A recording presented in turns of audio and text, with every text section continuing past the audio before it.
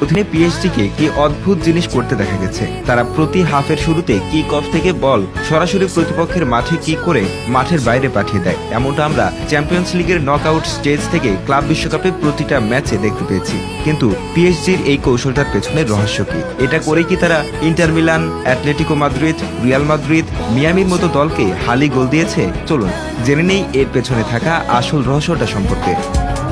এই কৌশলের মূল লক্ষ্য হচ্ছে প্রতিপক্ষের ডিফেন্সিভ শেপ তৈরি হওয়ার আগেই তাদের প্রেসারে ফেলা। কিক অফের পর যখন বলটা মাঠের বাইরে যায় তখন প্রতিপক্ষ একটি থ্রো ইন নেয়, আর এই থ্রো ইনের মুহূর্তে পিএসজি তাদের প্রেসিং মেশিন চালু করে দেয়। এমন পরিস্থিতিতে সাধারণত প্রতিপক্ষের খেলোয়াড়রা সঠিক পজিশনে থাকে না, ফলে প্রেস ভাঙা বা বল সঠিকভাবে রিসাইকেল করাটা কঠিন হয়ে পড়ে।